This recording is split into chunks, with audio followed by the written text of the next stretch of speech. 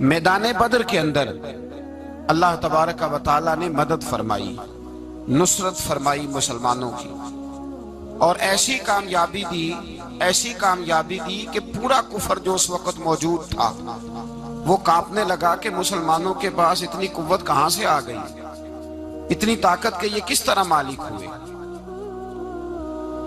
بغور سمجھیے گا بات کو، ذرا تھوڑا سا پس منظر سمجھ لیں۔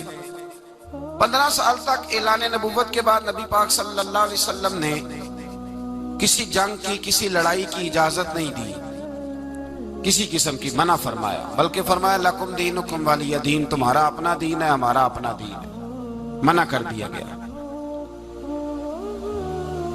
مسلمان ہجرت کر کے آ گئے مکہ سے مدینہ، لیکن یہاں بھی قریش مکہ اور کفار مکہ نے عالم اسلام کو، مسلمانوں کو، نبی پاک صلی اللہ علیہ وسلم کو سکون سے بیٹھنے نہیں دیا، پریشان کرتے رہتے تھے۔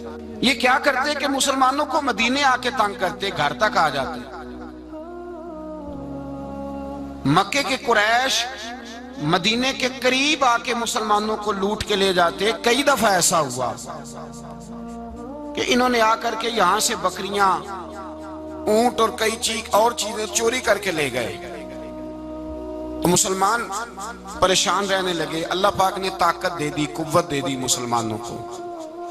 حضرت عمر فاروق جیسے لوگ کلمہ پڑھ گئے، حضرت امیر حمزہ جیسے لوگ آ گئے، حضرت ابو عبیدہ بن جراح جیسے لوگ آ گئے، حضرت سیدنا سعد بن ابی وقاص جیسے دلیر اللہ نے عالم اسلام کو عطا فرمائے۔ قوت آ گئی۔ حرِّضِ المؤمنین علی القتال، محبوب اختیار کرے مومنوں کو لڑائی کے لیے۔ یہ بات قابل غور ہے۔ حضور نے فرمایا بھی 1000 کا لشکر اسلحے سے لیس ہو کے آ رہا ہے، تم 313 ہو، تمہارا ارادہ کیا ہے؟ نہ تمہارے پاس زرہیں ہیں، نہ تلواریں ہیں، نہ تمہارے پاس نیزہ ہے، نہ تیر ہے، کیا کرنا ہے؟ صحابہ کرام علیہم رضوان فرماتے ہیں جب نبی پاک صلی اللہ تعالی علیہ وسلم نے مشورہ لیا نا، تو سب سے پہلے جو شخصیت اٹھی وہ حضرت ابوبکر صدیق کی ذات تھی۔ جناب صدیق اکبر اٹھے، عرض کرنے لگے محبوبہ بات ہی کوئی نہیں، آپ حکم کریں، ہم تو بڑی دیر سے تیار بیٹھے۔ حضرت عمر کہنے لگے حضور میں تو تھک گیا ہوں انتظار کر کر کے۔ اور شیر خدا مولا کائنات علی المرتضیٰ رضی اللہ تعالیٰ عنہ کہنے لگے محبوبہ زنگ لگ گیا میری تلوار کو، زنگ لگ گیا، کوئی موقع ملے دیواریں ہلتی رہتی ہیں اور در کانپ جاتا ہے، علی کا نام سن کے اب بھی خیبر کانپ جاتا ہے۔ فرمایا حضور زنگ لگ گیا، مہربانی کریں، جلدی کریں، ہم تو تیار بیٹھے۔ حضور نے پھر توجہ کی، نبی پاک صلی اللہ تعالی علیہ وسلم نے پھر توجہ کی۔ تو یہ تو سارے وہ بول رہے ہیں جو میرے ساتھ مکے سے آئے ہوئے ہیں، مدینے والے بھی تو بولے نا۔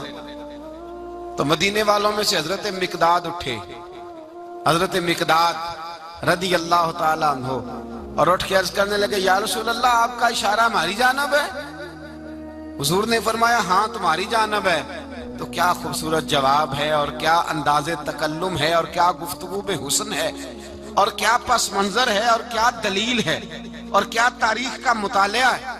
حضرت مقداد کہنے لگے یا رسول اللہ ہم کوئی حضرت موسیٰ علیہ السلام کی قوم نہیں کہ آپ سے کہیں گے آپ لڑے یا آپ کا خدا لڑے۔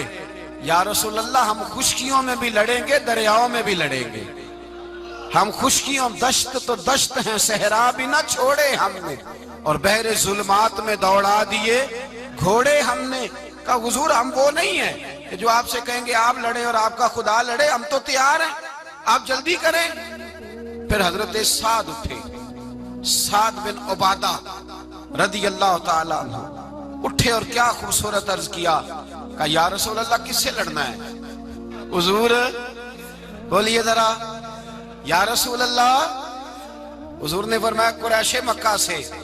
تو صحابی کا وجد دیکھیے گا، انداز دیکھیے گا، کہنے لگے حضور سنا ہے جن نظر نہیں آتے، دیو نظر نہیں آتے، سنا ہے دکھائی نہیں دیتے، محبوبہ آپ حکم کریں میں تو جنوں سے بھی لڑنے کے لیے تیار ہوں، میں تو ان دیکھی جگہوں پہ تلواریں چلا جاؤں گا، نبی کا حکم ہو تو کود جائیں ہم سمندر میں، جہاں کو محو کر دے نعرہ اللہ اکبر میں۔ یا رسول اللہ حکم کریں کس سے لڑنا ہے؟ میرے نبی پاک خوش ہو گئے، हुजूर खुश हुए, चेहरे पे मुस्कुराहट दौड़ी। फरमाया तुम पर कोई गलबा पा ही नहीं सकता। फरमाया चलो अब उठो चलें, ना तलवारें हैं ना घोड़े हैं, ना कोई शय है, ना पास असला है, ना कोई बाजार ताकत है। हुजूर उठे तो एक नन्हा मुजाहिद हजरत साद बिन अबी वकास के छोटे भाई उमैर बिन अबी वकास, कद छोटा।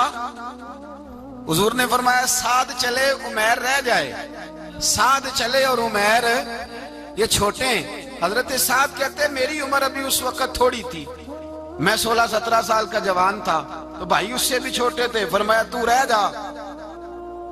अल्लाह अकबर। तो कहते हैं देखो उम्र देखो और मनाने का अंदाज क्या है। जा रहे हैं जिहाद के लिए, तो बच्चा रो नहीं पड़ता घर में। हजरत उमैर रोने लगे, कहने लगे नहीं नहीं मैंने भी जाना है। रोना कहाँ जाना है भाई? कोई खेलने जा रहे हैं, कोई खेलने जा रहे हैं, सैर को जा रहे हैं, कोई जो है वो किसी तफरीह के लिए निकल रहे हैं। नहीं मैंने भी जाना है।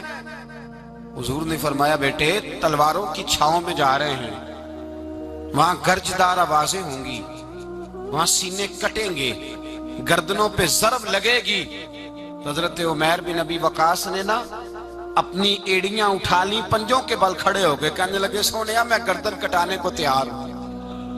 तो हुजूर ने फरमाया तेरा बड़ा भाई चला जो है। हजरत उमैर कहने लगे हुजूर कद में बड़ा है, ताकत में नहीं बड़ा। कद में बड़ा है, ताकत में। कहा ये कद में बड़ा है, जिसामत में बड़ा है, ताकत में नहीं बड़ा। हुजूर ने फरमाया कैसे पता चलेगा? कहा हुजूर कुश्ती करा लें, कुश्ती करा ले। चश्मे फलक ने अजीब नजारे देखे, महबूबा कुश्ती करा ले। हुजूर ने फरमाया करो कुश्ती, करा लेते हैं, करो कुश्ती। कुश्ती शुरू हुई। सुभान अल्लाह, कैसी अजीब और मुनफरद कुश्ती है। हजरत साद बिन अबी वकास रदी अल्लाह ताला अन्हु कहते हैं मेरा भाई पहलवान कुश्ती से पहले गले मिलते हैं ना, तो कहते हैं गले मिलने आए तो हजरत उमैर मेरे कान में कहने लगे तेरा तो नंबर लग ही गया है, और महबूब जिसे कबूल कर ले फिर उसे दरगुजर उसे रद्द नहीं करते, तेरा तो लग गया है। तो यार चल थोड़ी देर के लिए गिर जा भाई, जो हुआ चल थोड़ी देर के लिए गिर जा, मैं भी सिलेक्ट हो जाऊंगा, तेरा क्या बिगड़ेगा। कुर्बान जाए।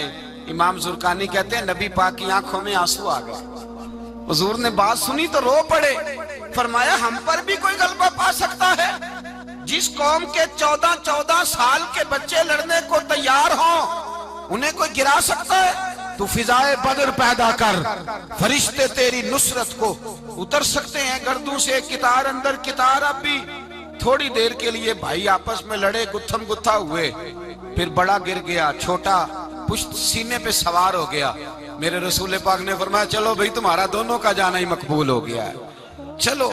ये अंदाज था। निहत्ते 313 बशर शौके शहादत में।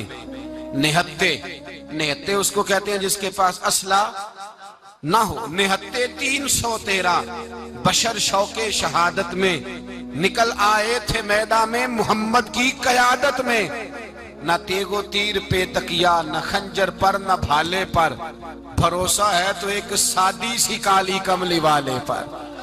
भरोसा है तो एक सादी सी काली, ज्यादा महंगी भी नहीं, सादी सी काली कमली वाले पर। भरोसा है तो एक सादी सी काली कमली वाले पर। मेरे मुस्तफा करीम अलैहिस्सलाम का लश्कर मैदान की जानिब, उधर कुफार जोशो खरोश से तय पाया रास्ते में। अबू जाल ने कहा कि रोज एक सरदार ऊंट ज़िबा करेगा, गाने गाने वाली औरतें गाने गाएंगी, बदर की फिजा देख लें, गाने वाली गाने गाएंगी, रोज एक ऊंट ज़िबा होगा, शराब के दौर चलेंगे माज़अल्लाह, और मुसलमानों के खिलाफ जोश पैदा किया जाएगा।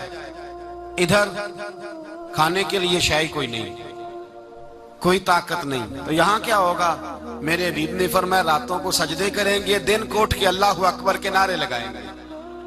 यहाँ इबादतें हैं, रियाजतें। मेरे रसूल करीम सैयद आलम सल्लल्लाहु ताला अलैहि वसल्लम से पहले कुफार पहुंच गए। उन्होंने पहुंचकर बदर के मैदान में कब्जा किया, जहां कुएं थे सब पे कब्जा कर लिया।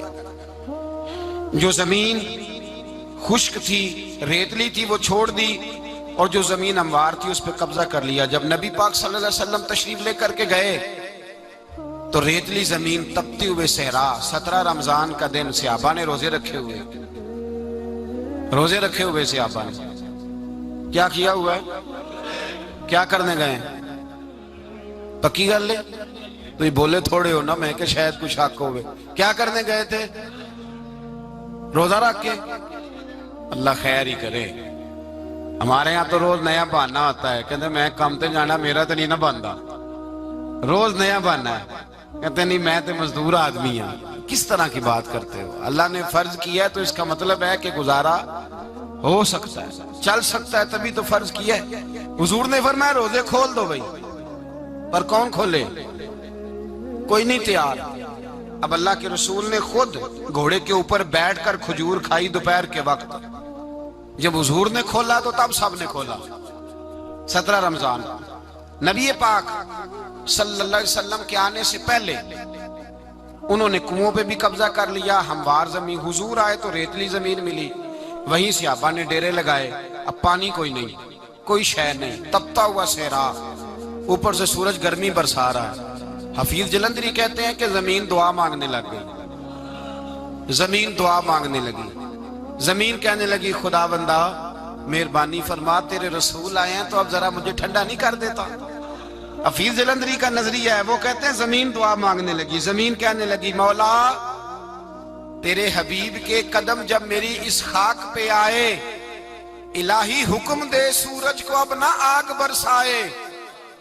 زمین کہتی ہے تیرے حبیب کے قدم جب میری اس خاک پہ آئے، الہی حکم دے سورج کو اب نہ آگ برسائے.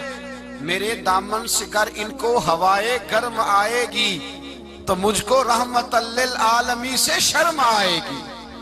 میرے دامن سے گر ان کو ہوائے گرم آئے گی تو مجھ کو رحمت للعالمین سے. زمین کہنے لگی مجھے شرم آئے گی کہ محبوب آئے ہیں اور میں یا اللہ مہربانی کر. حفیظ جلندری ویسے تو حضور کی دعا، صحابہ کی دعا سب کی بات ہے. وہ کہتے ہیں زمین نے دعا مانگی، جب دعا مانگی تو اللہ نے بارش عطا کر دی. حضور نے فرمایا لو بھی حوض بنا لو، پانی بھر لو.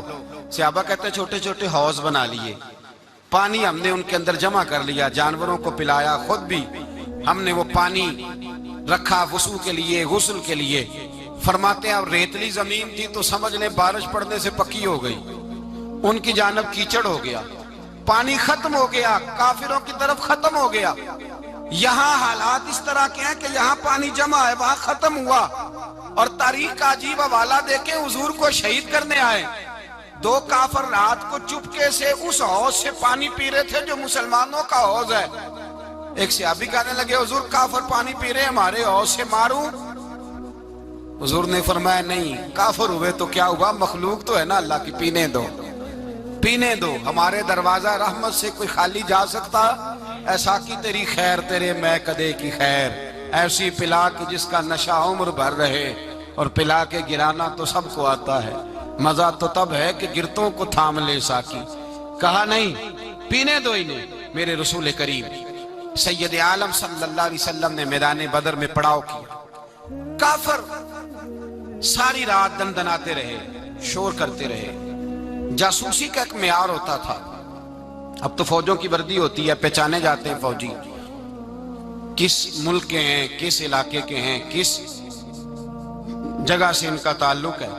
اس زمانے میں کوئی وردی نہیں ہوتی تھی، ہر قبیلے کا آدمی ہوتا تھا تو لوگ گھس جاتے تھے، جاسوسی آسان ہوتی. آئے رات کا وقت ہے تو کچھ جاسوس بھیجے ابو جہل نے، کہا پتہ کر کے آؤ بندے کتنے، اسلحہ کتنا ہے، جوان کتنے، بوڑھے کتنے، ان کا انداز کیا ہے، سارا معلومات کر کے آؤ.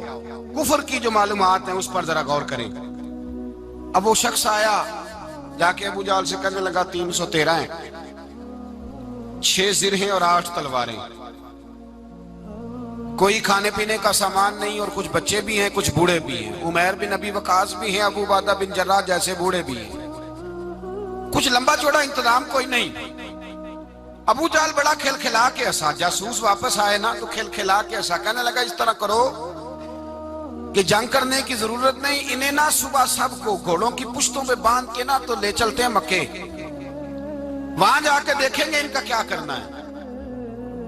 ان کو باندھ لو گھوڑوں کی اونٹوں کی پشتوں پر تو وہاں جا کے دیکھیں گے. جب یہ بات کی تو جاسوس کہنے لگا ٹھہر جا, پوری بات تو سن لے, میری پوری سن تو لے, تبصرہ تو نہیں شروع کر دی ہے. اس نے کہا چل سنا پوری. اس نے کہا ہے 313 پر سارے سر پہ کفن باندھ کے آئے ہوئے ہیں 313 پر بچے سے لے کر بوڑھے تک. میں جس کو پاس بھی گیا ہوں وہ مصلی پہ بیٹھا ہے اور شہادت کی دعا مانگ رہا ہے. مصلی پہ شہادت ہے, مطلوب مقصود مومن نہ مال غنیمت نہ کشور کشائی ہے تھوڑے, پر آئے مرنے ہیں, جان دینے آئے ہیں, واپس جانے کا ارادہ کوئی نہیں کسی کا بھی. آئے سارے حضور کے نام پر قربان ہونے. ابو جہل ساری رات شراب پیتا رہا. مغویہ گانے گانے والی عورتیں ساری رات گانے گاتی رہیں. اور ادھر انداز بڑا نرالا ہے. حضرت ابو بکر صدیق رضی اللہ تعالیٰ عنہ فرماتے ہیں کہ صحابہ نے مشورہ کیا کہ نبی پاک صلی اللہ تعالیٰ علیہ وسلم کی طرف سب سے پہلے توجہ کریں گے کافر. حضور کے لیے کسی محفوظ جگہ کا بندوبست کیا جائے. ایک چھپر, ایک عریش, ایک جھونپڑی پہاڑ کے اوپر بنا دی گئی حضور کے لیے. مولا علی شیر خدا خود فرماتے ہیں, کہتے ہیں سب سے مشکل کام اس جھونپڑی کی حفاظت کرنا تھا, اس چھپر کی عریش کی جس میں حضور تھے. جب نبی پاک نے فرمایا نا میرا پہرا کون دے گا, تو کہتے ہیں ابو بکر صدیق تلوار لے کے کھڑے ہو گئے, کہنے لگے سونیا ضرورت ہی کوئی نہیں, میں جو حاضر ہوں. تو حضرت علی فرمایا کرتے تھے بتاؤ جو فرعون کے سامنے کھڑے ہوئے وہ زیادہ دلیر تھے یا ابو جہل کے سامنے جو کھڑے ہوئے دلیر ہیں؟ تو حضرت ابو بکر صدیق فرماتے میں پہرے پہ تھا. کافر شرابیں پی رہے تھے اور نبی پاک ساری رات عبادت کرتے رہے. ساری رات حضور نے رو کے گزار دی. کہا اے اللہ, کیا لفظوں میں حسن ہے, کہ اے اللہ میرے پاس یہ 313 کل تھے, میں لے کے آ گیا. اگر آج یہ ختم ہو گئے تو بتا قیامت تک کون تیری عبادت کرے گا.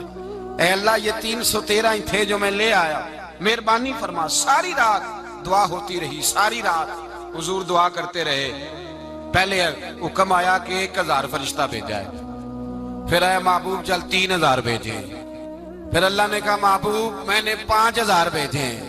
حضرت علامہ ہزاروی کہا کرتے تھے کہ نہیں, رب کریم نے فرمایا 5000 بھیجے ہیں, تو محبوب نے کہا نہیں نہیں مولا اس طرح نہیں, میرے فرشتے نہ بھیج, تیرا وعدہ تھا میں بھی آؤں گا, تیرا وعدہ تھا میں بھی آؤں گا. اور وہ اپنے انداز میں فرمایا کرتے تھے سانو کل کے وچ میدان بدر تے آپوں بہ رہے ہیں یار کنارے تے تیرا وعدہ تھا میں بھی آؤں گا.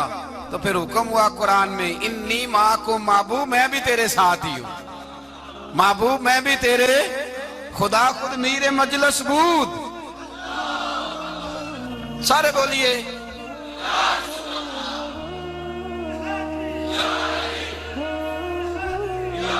بھئی. آج تو دن ہے نا نعرے لگانے کا, یوم البدر منا رہے ہیں, تو آج تو ٹھنڈا ٹھنڈا نعرہ نہ لگائیں. میں نے اپیل کی تھی کہ نعرہ تحقیق بھی لگایا کریں.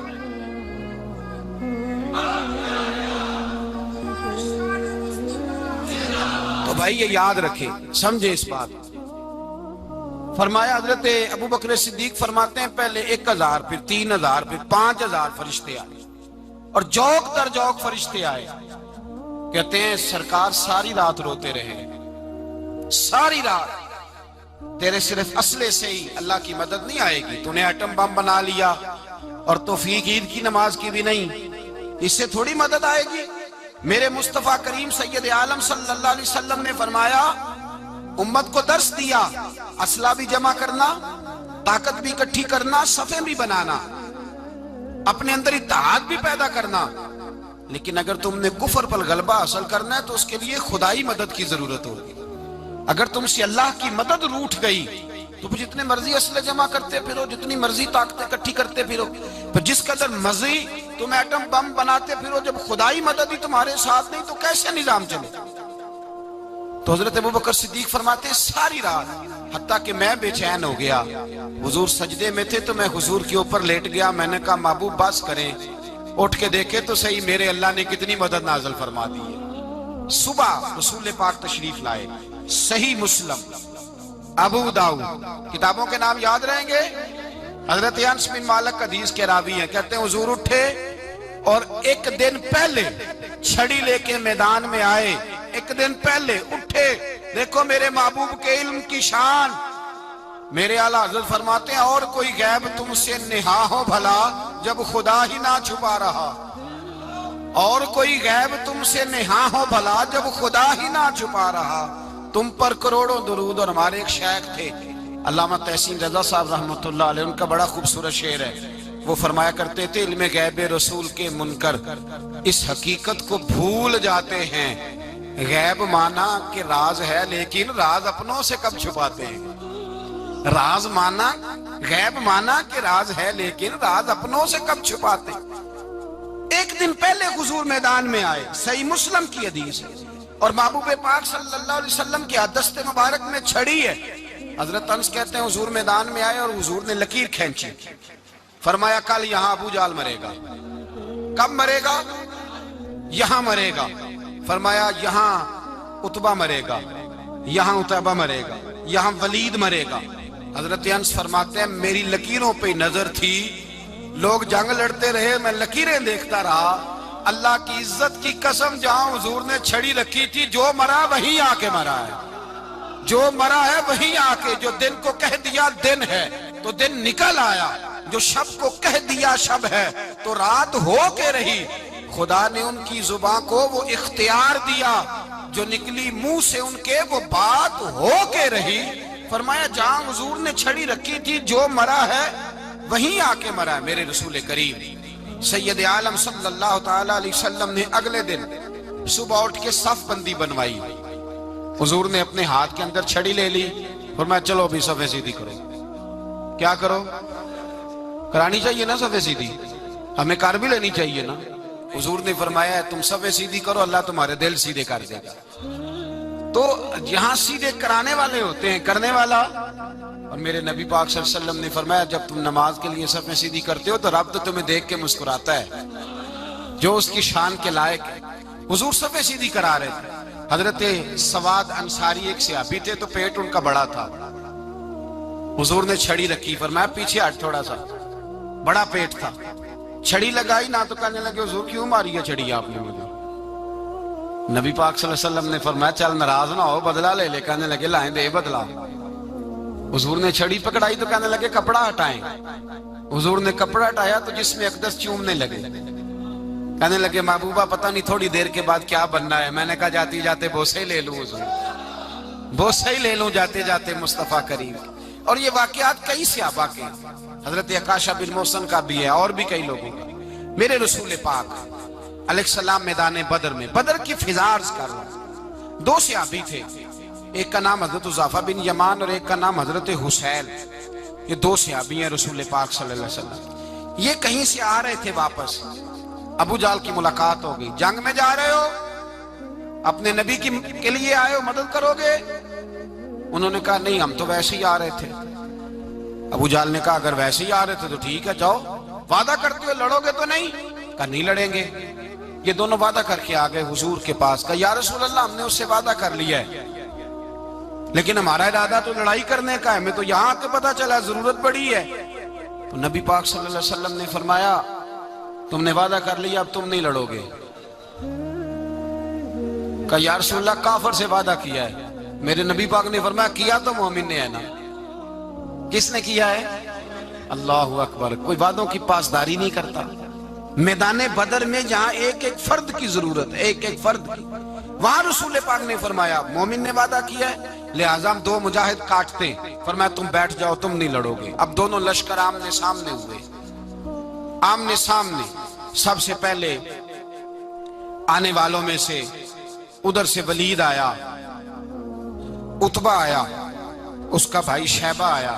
یہ تین آئے. کہنے لگے حضور ہمارے مقابلے میں بھیجے. نبی پاک نے انصار میں سے بھیجا. کہنے لگے یہ نہیں ہمیں چاہیے, ہمارے مقابلے میں قریشی اور ہاشمی بھیجو. برادری کا بڑا شوق تھا نا قریشی. حضور نے فرمایا چلو تمہارا جلدی مرنے کا ارادہ ہے تو بھیج دیتے, ٹھیک ہے تمہارے پائے کے بھیج دیتے ہیں. حضور نے فرمایا چلو امیر حمزہ اٹھو. حضرت امیر حمزہ اسد اللہ و رسولہ اٹھ کے کھڑے ہو گئے. فرمایا چلو علی آپ بھی اٹھو. شیر خدا تو یوں اٹھے کہ جیسے پہلے سے ہی کھڑے تھے. حضور نے فرمایا چلو. ابو عبیدہ بھی اٹھے, تینوں صحابی اٹھے. حضرت عبادہ ذرا بوڑھے تھے، ان کے لیے تھوڑا مشکل ہوا دشمن کو سنبھالنا، باقی تو دونوں نے کاٹ کے رکھ دیے دشمن.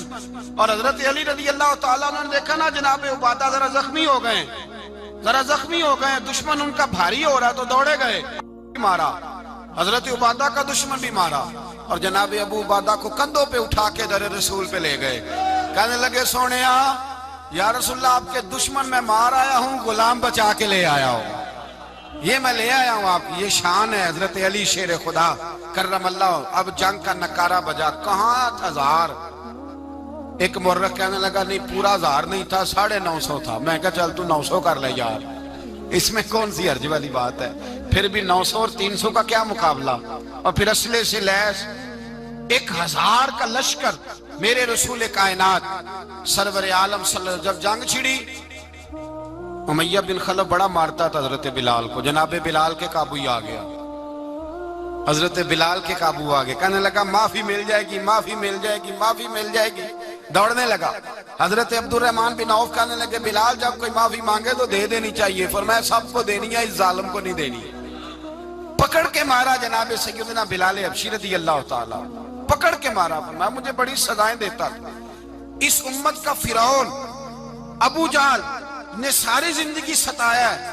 2 چھوٹے چھوٹے بچے معوذ اور معاذ، اور ان کی عمریں 17 سال سے کم بتائی جاتی ہیں، اور حسین لفظ ہیں. حضرت عبد الرحمن بن عوف کہتے ہیں دونوں میرے پاس آئے، اور ایک روایت میں یوں بھی انداز ہے، کہتے ہیں ایک بھائی کا قد چھوٹا تھا، تلوار اونچی تھی اس سے، اور آئے، اور یہ لفظ ہیں تاریخ میں محفوظ.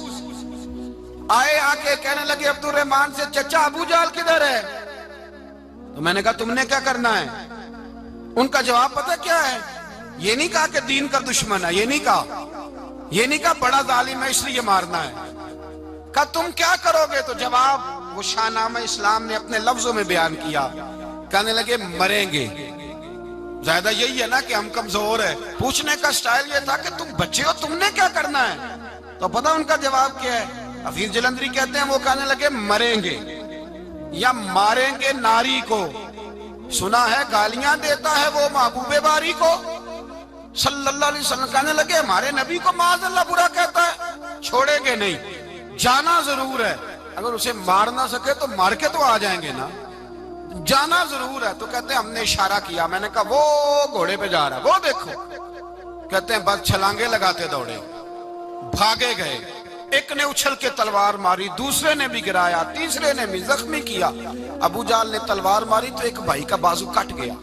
بازو کٹ گیا تو ہلکا سا گوشت لٹک رہا تھا، اس نے پیر رکھ کے گوشت بھی جدا کر دیا اور کاٹا ابو جہل.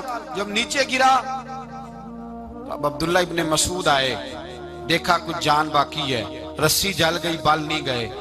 حضرت عبداللہ ابن مسعود جب گلا کاٹنے لگے تو کہنے لگا ذرا نا گردن نیچے سے رکھ کے کاٹنا، گردن ذرا نیچے رکھ کے کاٹنا. فرمایا کیوں؟ کہنے لگا ذرا سردار ہوں، گردنوں میں پڑی گردن میری اونچی نظر آنی چاہیے. رسی جل گئی پر بال. کہنے لگا ایسا نہ ہو غلاموں میں پڑی ہو تو چودھری کی گردن لہدہ ہی نہ نظر آئے، ذرا نیچے سے رکھ کے کاٹنا. حضرت عبداللہ ابن مسعود رضی اللہ تعالیٰ انہوں نے گردن کو کاٹ ڈالا. میرے بھائی اب جنگ ختم ہونے لگی آہستہ آہستہ. دونوں بچے اپنی تلواریں لے کے در رسول پہ آئے. ایک کہنے لگا میں نے مارا ہے، دوسرا کہنے لگا حضور میں نے مارا ہے. حضور نے فرمایا تلواریں دکھاؤ، خون کس کو لگا ہے؟ جب خون دیکھا تو دونوں کو ایک جتنا لگا تھا. میرے حبیب مسکرائے، فرمایا تم دونوں نے مارا ہے، تم دونوں نے مارا ہے. میرے رسول پاک سید عالم صلی اللہ تعالی علیہ وسلم نے دیکھا امیہ بھی مر گیا. ابو البختری، عتبہ، عتیبہ، شیبہ، امیہ بن خلف بڑے بڑے دشمن مر گئے. 70 کے قریب قتل ہوئے، 70 کے قریب گرفتار ہوئے، باقی بھاگ گئے. 14 صحابہ صرف شہید ہوئے. ان کے جو مر گئے نبی پاک نے کنویں کے اندر پھینک دیے، اور کنویں کے سرانے کھڑے ہو کے ذمہ داری سے، سیاستہ کی روایت عرض کر رہا ہوں، ذمہ داری سے حضور نے بدر کے کنویں پہ کھڑے ہو کے فرمایا او کافرو، او فلاں بن فلاں، او فلانے کے بیٹے فلانے، تم نے دیکھ لیا میرے رب کے وعدے کتنے سچے ہیں. حضرت عمر کہنے لگے حضور مردوں سے آپ باتیں کر رہے ہیں؟ تو نبی پاک نے فرمایا عمر جتنا تم سن رہے ہو اتنا یہ بھی سن رہے ہیں.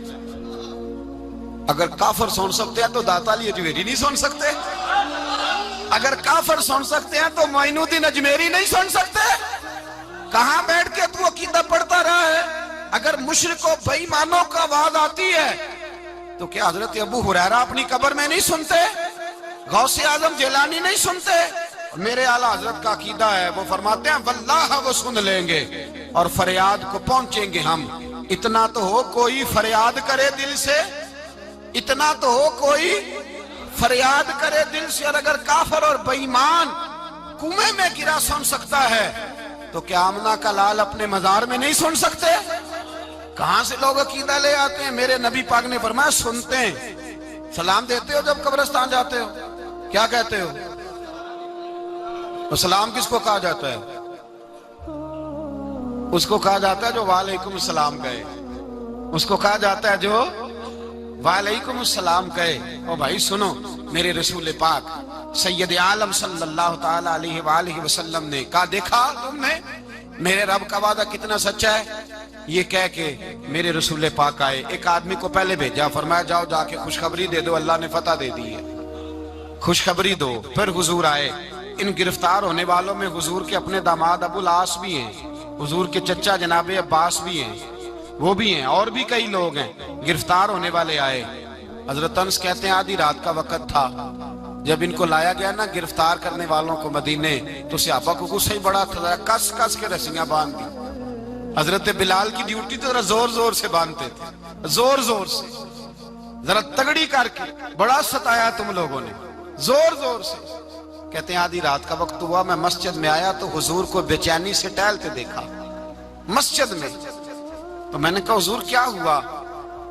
یہ سونے کا وقت تھا، آپ کے آرام کا، تھکے ہارے آئے تھے۔ تو حضور نے فرمایا تم نے رسیاں زور سے باندھ دی ہیں، وہ ہائے ہائے کرتے ہیں، مجھے نیند نہیں آتی۔ نیند حضور وہ دشمن ہے، وہ آپ کا دشمن ہے۔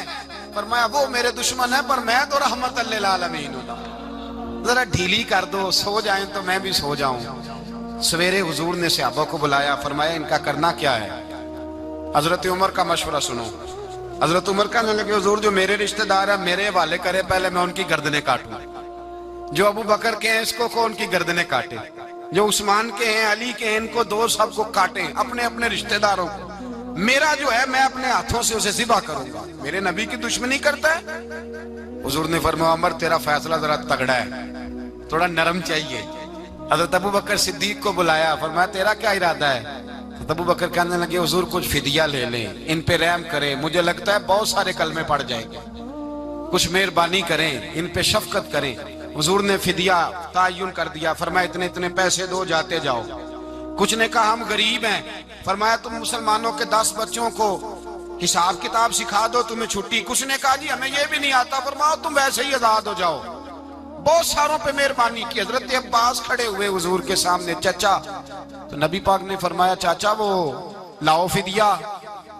کہنے لگے بھتیجے میرے پاس تو کچھ بھی نہیں، کوئی شے نہیں۔ تو حضور نے فرمایا چاچا وہ جس دن تم آ رہے تھے کمرہ کا دروازہ اندر سے بند کر کے اتنی بڑی سونے کی اینٹ میری چاچی کو دی تھی، کہا اگر میں بچ کے آ گیا تو ٹھیک ہے، نہ آیا تو تمہارے لیے کافی ہوگی، وہ کدھر ہے؟ خیال آیا، حضرت عباس کانپنے لگے۔ یہ سن کر حضرت عباس پر راشا ہوا طاری کہ پیغمبر تو رکھتا ہے دلوں کی بھی خبرداری۔ خیال آیا مسلمان نیک و بد پہچان جاتے ہیں اور محمد آدمی کے دل کی باتیں جان جاتے ہیں۔ کہنے لگے وہ کدھر ہے؟ جناب عباس کہنے لگے محبوبہ وہ تو فدیہ تو میں دوں گا ہی اب، لیکن میں مان گیا ہوں آپ اللہ کے سچے رسول ہیں، اس لیے کہ میرے اور میری بیوی کے علاوہ کسی کو اس بات کی خبر نہ تھی۔ اسی جنگ میں حضرت خدیجہ کا وہ ہار آیا جس کا تذکرہ میں پچھلے دنوں کر چکا، اللہ تعالیٰ نے فتح دی۔ کسی جگہ بھی کوئی تکبر کا لفظ میرے نبی پاک نے بیان نہیں فرمایا، کسی جگہ حضور نے یہ نہیں کہا کہ ہم بڑی دانائی سے لڑے، ہم بڑے دلیر تھے، ہماری صف بندی بڑی سیانی تھی۔ یہی فرمایا وَلَقَدْ نَصَرَكُمُ اللَّهُ بِبَدْرٍ، اللہ نے ہماری مدد کی، اللہ نے ہماری۔ میری اور آپ کی زندگی میں جہاں نقص واقع ہوتا ہے نا، وہاں ہم کامیابیاں اپنے کھاتے میں ڈالنے لگتے ہیں تو فضائے بدر پیدا نہیں ہوتی۔ یاد رکھیں اگر رات کو گانے سنیں گے، شراب کباب کے دور چلیں گے، تو پھر بدر کی فضا پیدا نہیں ہوگی، پھر تو کفر کی فضا پیدا ہوگی۔ اور اگر رات کو مسلح آباد رہیں گے، میں نے کچھ دن پہلے کہا تھا جمعے میں، صلاح الدین ایوبی جب جنگ لڑ رہے تھے تو ایک بحری بیڑا آ رہا تھا دشمنوں کا، اسلحہ لے کے، مسلمانوں کے پاس اسلحہ پہلے کم تھا، تو ایک بحری جہاز اور اسلحہ لے کے آ رہا تھا عیسائیوں کا۔ تو صلاح الدین ایوبی ساری رات مسجد اقصی میں روتے رہے۔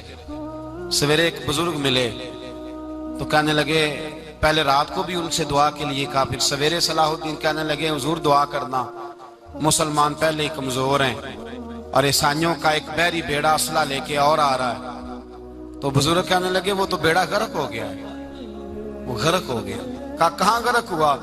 کہنے لگے تو ساری رات روتا رہا تو تیرے آنسوؤں میں ہی غرق ہو گیا، تیرے آنسوؤں میں غرق ہو گیا، وہ اب نہیں آئے۔ کچھ دیر کے بعد خبر مل گئی واقعی ڈوب گیا ہے پانی میں۔ بھائی جب تو اللہ کو منا لیتا ہے، جب رب کی مدد تیرے آتا ہے، یاد رکھنا زندگی میں کہیں بھی آپ لڑ رہے ہیں، کسی محاذ پر بھی، اگر حق آپ کے ساتھ ہے تو پھر اللہ کی مدد آپ کے ساتھ، اور اگر حق آپ کے ساتھ نہیں تو پھر جتنے مرضی ہیلے بہانے کر لیں، وکیل مہنگا کر لیں، جج خرید لیں، پھر آپ دنیا کی ساری سیاست لڑا رہے ہیں، جب حق آپ کے ساتھ نہیں تو پھر رب کی مدد آپ کے ساتھ۔ آج شام کے اندر روز قتل ہوتا ہے، برما کے مسلمانوں پر زمین تنگ ہے، کشمیر میں اتنا خون بہہ چکا ہے کہ اب شاید کشمیر کی وادی خون پیتی بھی نہیں، اتنا خون بہہ گیا ہے۔ فلسطین قبلہ اول مسلمانوں کا مسجد اقصی یہودی کے قبضے میں ہے، مسلمان اپنی اپنی اپنی اپنی، اور ظلم کی بات یہ ہے، ظلم کی بات کہ ہم توحید کا اعلان کرنے والے، توحید کے ٹھیکیدار بننے والے، سلوٹ کرنے پہ آتے ہیں تو عیسائیوں کو بلا کے کرتے ہیں، یہودیوں کو بلا کے کرتے ہیں۔ میرے بھائی مسلمان کے پاس اسلحہ بھی ہے، پیسہ بھی ہے، دولت بھی ہے، ہر قسم کا ذخیرہ ہے، ضرورت یہ ہے کہ اسے خدا کی مدد نصیب ہو جائے۔ اللہ کی مدد جب تھی تو اسلحے کی ضرورت نہ تھی، جب تک خدا کی فضائے بدر پیدا کرے، فضائے بدر پیدا کرے۔ اگر حق آپ کے ساتھ ہے، اندر خلوص ہے، اور آپ لڑ اللہ کے دین کے لیے رہے ہیں، ذاتی اگر نام و نمود ہے، خواہشات ہیں، ذاتی آپ کے مفادات ہیں، تو پھر بڑی جلدی یہ سفر ناکامیوں کا سفر ہو جاتا ہے۔ فضائے بدر پیدا کریں، رضائے الہی کے لیے میدان میں نکلنے کا جذبہ اپنے دل میں پیدا کریں۔ بدر کے 14 صحابہ جو شہید ہوئے، وہ 14 صحابہ کو ہم سلام عقیدت پیش کرتے ہیں۔ ان 14 کے لوگوں کو شاید نام بھی نہ آتے ہوں، لیکن اسلامی تاریخ میں انہوں نے ایسا حسن بھرا ہے، ایسا حسن بھرا ہے کہ کافر آج بھی بدر کے نام سے کامتا ہے۔ نام نہ بنائیں دین کے معاملے میں، کام کریں، جو کام کرتا ہے اللہ اس کا نام بنا دیتا ہے۔ کام کریں، اور کبھی بھی دین کی نصرت کے لیے جب نکلیں اپنے آپ کو آگے نہ کریں، دین کو آگے رکھیں۔ بدر والوں نے دین آگے رکھا تھا۔